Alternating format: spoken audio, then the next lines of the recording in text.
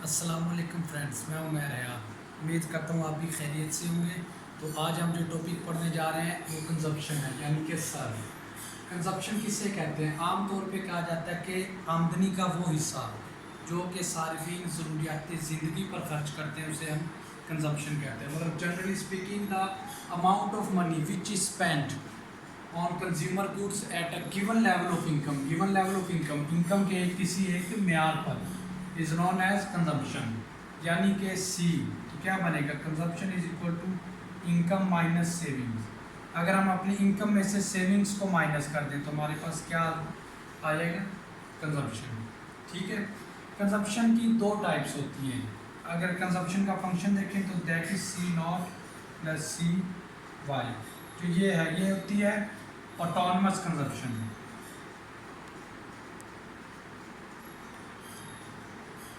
Consumption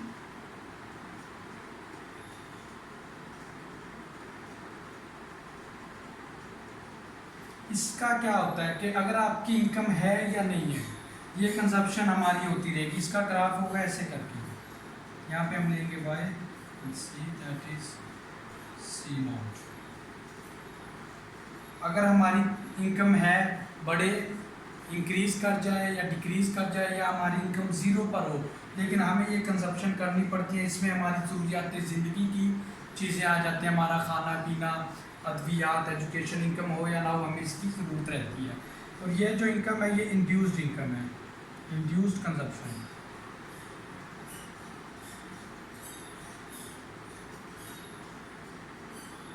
induced consumption क्या होती है? वो कंजप्शन जो हमारी इनकम से इन्फ्लुएंस करे, जो हमारी इनकम की वजह से चेंज हो जाए।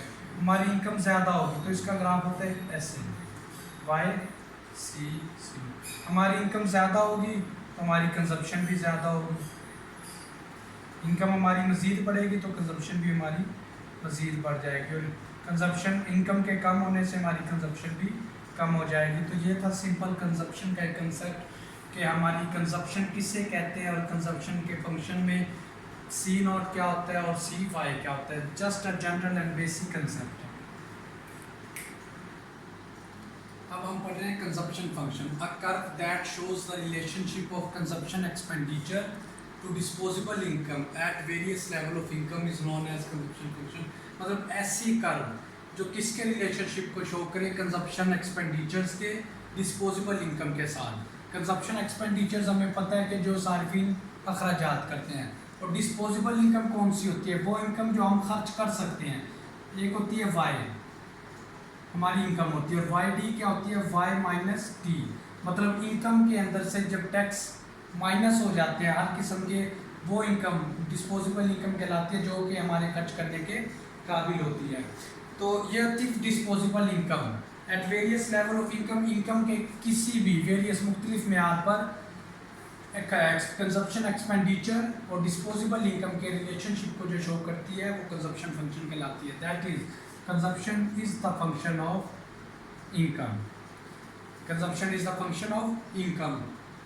इनकम के ज़्यादा होने से हमारे कंजप्शन भी ज़्यादा हो जाएंगे और इनकम के कम होने से हमारे कंजप्शन भी कम हो जाएंगे। इन दोनों के अंदर पॉजिटिव या डायरेक्ट रिलेशनशिप पाया जाता है।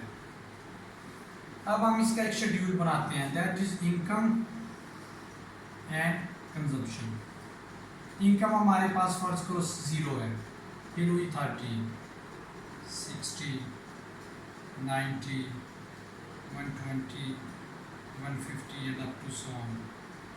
और कंजप्शन हमारे पास क्या होगी? जैसा कि हमें पता है कि कंजप्शन इनकम हो या ना हो, कंजप्शन हमारी बिल भी होती है। तो 0 इनकम पे हमारी कंजप्शन फॉर एग्जांपल 30 है, 30 इनकम पे हमारी कंजप्शन 50 है, 60 इनकम पे हमारी कंजप्शन 90 है, और इस पर 90 पर हमारी कंजप्शन 110 है, 120 पे हमारी कंजप्शन 130 है, 150 पे हमारी कंजप्शन 150 है, एंड 180 पे हमारी कंजप्शन फॉर एग्जांपल 170 है, एंड 210 पर हमारी कंजप्शन 190 है।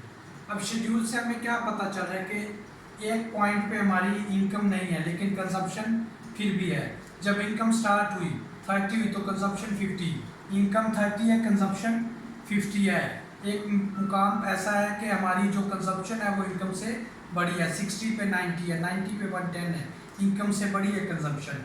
लेकिन फिर एक पॉइंट ऐसा आता है जहाँ पे हमारी इनकम और कंजप्शन दोनों आपस में बराबर हो जाती है। क्यों? क्योंकि हमारी ज़रूरियात इनकम के साथ साथ तकरीबन काफ़ी हद तक पूरी होना शुरू हो जाती हैं। जैसे कि हम चीज़ें पहले ही खरीदना शुरू कर देते हैं तो इनकम के इजाफे से एक पॉइंट ऐसा आता है हमारी कंजप्शन कम हो जाती है, फिर मज़ीद इनकम में इजाफा हुआ और हमारी कंजप्शन इनकम की निस्बत कम होना शुरू होगी। अब इसी का अगर हम ग्राफ बनाएं, एक्सिस पे हम इनकम ले लेते हैं और वाई एक्सिस पे हम कंजप्शन। पहले तो हम इसको देख लेते हैं इनकम का। इनकम का अगर हम ग्राफ बनाएंगे तो वो समथिंग अबाउट ऐसा बनेगा, ठीक है। ये हमारे पास इनकम का ग्राफ है। ये मैं आपको सिर्फ एक रफ सा बना रहा हूँ, आप अगर पॉइंट टू पॉइंट मिलाएंगे तो ये ऐसा ही ग्राफ बनेगा। और जब हम इसको कंजप्शन का ग्राफ बनाएंगे, 0 पे है 30 फॉर एग्जांपल, यहाँ से स्टार्ट होता है। अब आप देखें कि ये कंजप्शन का कुछ ऐसा बनेगा।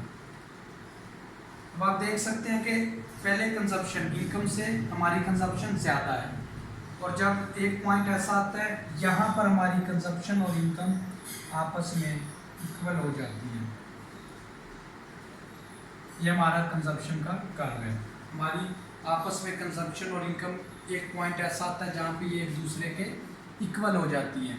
तो ये था कंजप्शन फंक्शन के इनकम के a curve that shows the relation of consumption expenditure to disposable income। जो इनकम हम खर्च कर सकते हैं at a various level of income, उसको क्या कहते हैं? कंजप्शन फंक्शन कहते हैं कि इनकम के बढ़ने से कंजप्शन भी बढ़ जाती है और इनकम के कम होने से हमारा कंजप्शन फंक्शन भी कम हो जाता है। तो ये था हमारा कंजप्शन फंक्शन। इसमें दो चीज़ें और आती है, एक आता है एपीसी और एक आता है एमपीसी। एपीसी क्या होता है? एपीसी होता है एवरेज प्रोपेंसिटी टू कंज्यूम और एमपीसी होता है मार्जिनल प्रोपेंसिटी टू कंज्यूम। इसी में मैं आपको बना देता हूँ। एक है एपीसी और एक है एमपीसी। एपीसी क्या होता है? एपीसी होता है average propensity to consume.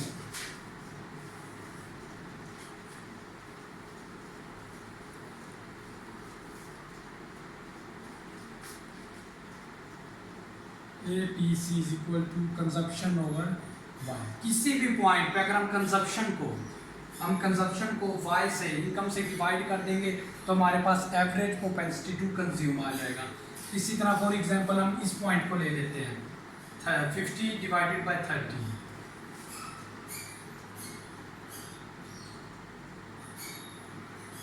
50 divided by 30 हम इस पॉइंट को ले लें तो हमारे पास एपीसी कितना आएगा? 1.67 समथिंग अबाउट। और MPC average propensity to consume the change in consumption due to the change in income. The change in consumption due to the change in income, या इन दोनों की रेशो। तो इसको क्या कहेंगे हम? MPC, delta C divided by delta Y. Change in consumption due to change in income, that is called MPC, marginal propensity to consume. Marginal propensity to consume. इसमें क्या आता है कि फर्ज करें हम इस पॉइंट को लेते हैं पहले कोई, तो इसमें चेंजिंग कितनी आई है? 20 की। डेल्टा सी कितना है? 20। डेल्टा सी 20 है और डेल्टा वाई कितना है? 30, एंड दैट इज 0.67। तो ये हमारे पास क्या आ गया? एमपीसी। अगर हम इनको तरतीबवार लगाएं तो ये वैसे के वैसे, क्योंकि यहाँ पे कोई चेंजिंग और कोई वो नहीं। अगर हम इसको देखें तो ये हमारे पास आएगा डेल्टा सी और डेल्टा वाई, ये आ गया 1.66। जब हमने इसको 90 को 60 पे डिवाइड किया था 1.16, 90 को जब उस पर डिवाइड किया तो ये ऐसे करके अगर हम इसको करेंगे तो ये हमारे पास आ जाएगा। और इसी तरह ये है एमपीसी और एपीसी क्या होगा? 30 50।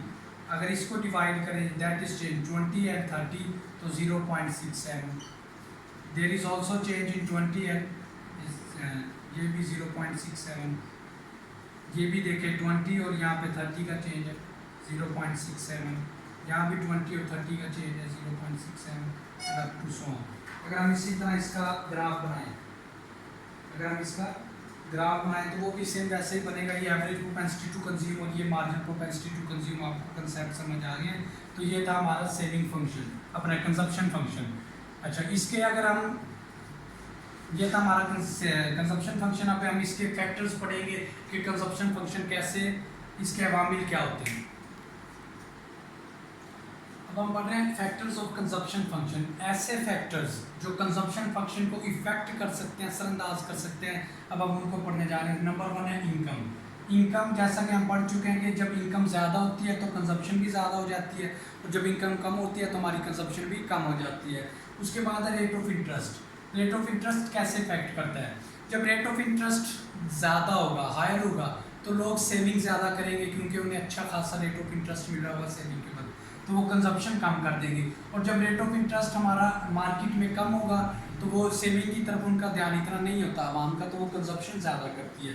तो रेट ऑफ इंटरेस्ट के कम और ज़्यादा होने से हमारी कंजप्शन पे भी असरअंदाज होता है। अवेलेबिलिटी ऑफ गुड्स, अगर अशिया मार्केट में दस्तयाब है अच्छी क्वालिटी में तो जो आवाम है वो ज़्यादा खरीदेगी, तो इस तरह से अवेलेबिलिटी ऑफ गुड्स से हमारी कंजप्शन भी ज़्यादा हो जाएगी। इनकम डिस्ट्रीब्यूशन, इनकम की डिस्ट्रीब्यूशन कैसे इफेक्ट करती है कि देखें जो गरीब लोग होते हैं वो, उनके पास इनकम बेशक कम होती है लेकिन वो फिर भी कंजप्शन अमीरों की निस्बत ज़्यादा करते हैं क्योंकि उनके पास अशिया नहीं होती, वो गुड्स अवेलेबल नहीं होती। और जो रिच पीपल्स होते हैं, हायर इनकम वाले लोग होते हैं, उनका कंजप्शन कम होता है। उनका कंजप्शन फंक्शन कम कैसे होता है? क्योंकि उनके पास सहूलत की हर चीज़ मौजूद होती है, तो गरीब की निस्बत जो अमीर का कंजप्शन होता है वो कम होता है, लिहाजा इनकम डिस्ट्रीब्यूशन भी इनकम का कंजप्शन फंक्शन को इफेक्ट करती है। कैश होल्डिंग, कैश होल्डिंग में क्या होता है कि अगर हमारे पास हमारी इनकम नेट कैश की फॉर्म में हो तो हमारी जो कंजप्शन है वो ज़्यादा हो, क्योंकि हमारे हाथ में पैसे हैं तो हम वो खर्च करेंगे, कभी ये खरीद लिया कभी वो चीज़ खरीदी, तो कैश होल्डिंग्स भी ऐसे होती है। क्रेडिट फैसिलिटी, अगर हमें क्रेडिट फैसिलिटी मिले तब भी हमारी कंजप्शन ज़्यादा हो जाएगी। उसके बाद है प्राइस चेंजिंग। प्राइस चेंजिंग्स क्या होती हैं? अगर हमें पता चल जाए कि फ्यूचर में किसी चीज़ की कीमत बढ़ने वाली है, फ्यूचर में किसी चीज़ की कीमत बढ़ने वाली है तो हम फ़ौरन से पहले, फ्यूचर से पहले ही उस चीज़ को ज़्यादा खरीद लेंगे। जब ज़्यादा खरीदेंगे तो हमारी कंजप्शन क्या होगी? वो भी इंक्रीज़ हो जाएगी। ठीक है, तो ये, और अगर हमें पता चले कि फ्यूचर में इस चीज़ की कीमत कम होने वाली है तो हम अभी उसको खरीदना कम कर देंगे, तो फ्यूचर में प्राइस कम होने की सोच से ही हमारा जो कंजप्शन है वो कम हो जाता है। उसके बाद है डेमोग्राफिक फैक्टर। डेमोग्राफिक फैक्टर्स में क्या होता है? डेमोग्राफिक फैक्टर्स होते हैं साइज ऑफ द फैमिली का चेंज हो जाना, रेजिडेंसी और प्लेस, इस तरह की चीज़ें इस पर कैसे इफेक्ट करती हैं। जब फैमिली ज़्यादा हो जाएगी, फैमिली मेम्बर ज़्यादा हो जाएंगे तो हमारा कंजप्शन भी ज़्यादा हो जाएगा। उसके बाद है नेचर ऑफ टैक्सेस।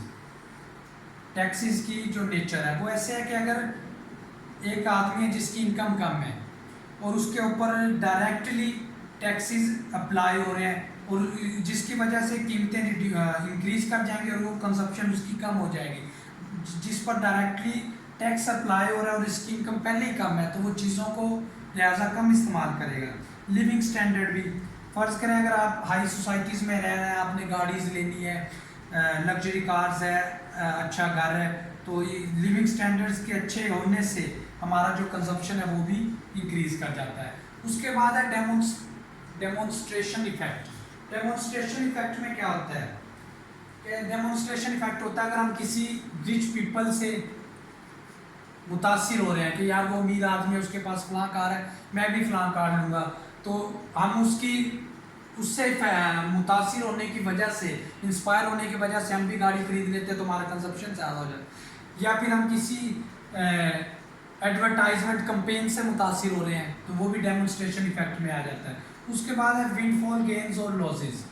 ये क्या होता है? ये ऐसे होता है कि अनएक्सपेक्टेड, गैर तवक्को चेंज आता है, आपकी इनकम या तो कम हो जाती है अनएक्सपेक्टेडली या ज़्यादा हो जाती है। अगर हमारी इनकम अनएक्सपेक्टेड कम होगी तो अगर हमारी इनकम कम हो रही है तो हमारा कंजप्शन भी कम हो जाएगा।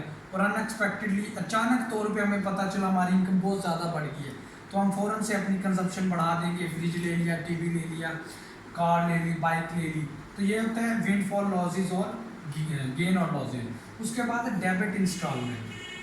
डेबिट इंस्टॉलमेंट कैसे हमारी कंजप्शन को इफेक्ट करता है?